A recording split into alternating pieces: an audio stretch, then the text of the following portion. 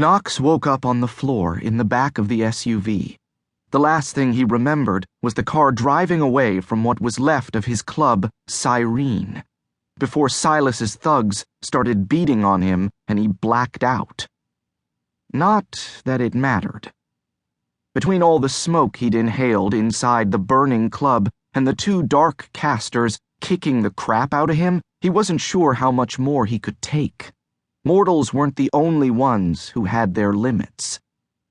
The car rolled to a stop, and a moment later, the sunlight blinded Knox as the driver opened the door. Silas Ravenwood climbed out and stood over him, smoking a cigar. "I'd like to say it's been fun, kid, but mostly you've been a huge waste of my time." He flicked his cigar at Knox, missing his face by just inches, and a waste of a caster. Not that I'd expect much more from the son of a whore. Good one. Never heard that one before. Silas punched him in the face, sending a spray of blood across his cheekbone. Knox clenched his fists, but he didn't move. There was no point anymore. Ridley was safely gone, and he was going to take his beating like a man.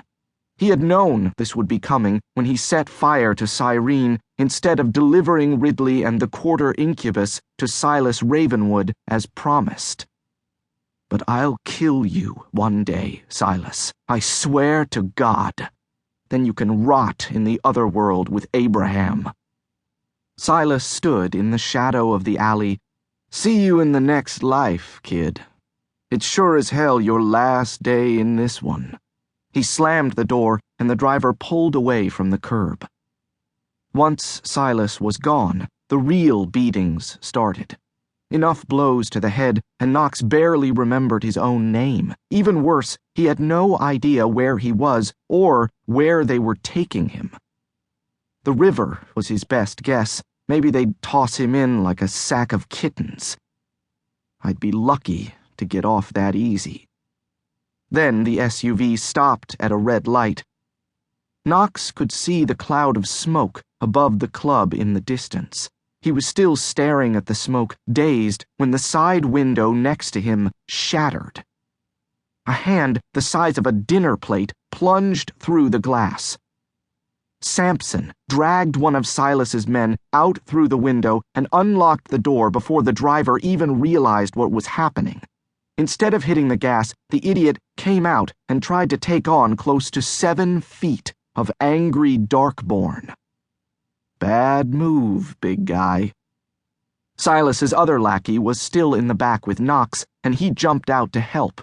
Sampson hurled him head first into a sign, leaving the guy's face almost as cut up as Sampson's hand. Knox crawled out of the car and stumbled to his feet, but the fight was already over. The driver and one of Silas's thugs were knocked out cold, and Sampson finished off the second guy, who was bleeding under the sign, with one hard stomp from his size 15 Red Wings. The Darkborn grabbed Knox by the arm and shoved him into the passenger seat of the SUV. "You're welcome. Now get your ass in the car." "Sam, look at your hand." Knox could barely get the words out, but he pointed at the gashes slicing through his friend's skin and the blood running down his arm. Sampson yanked his sleeveless t-shirt over his head and tugged down the ripped Sex Pistols one he was wearing underneath. "Wrap it around my fingers, but not too tight. I'll take care of it. After we get out of here."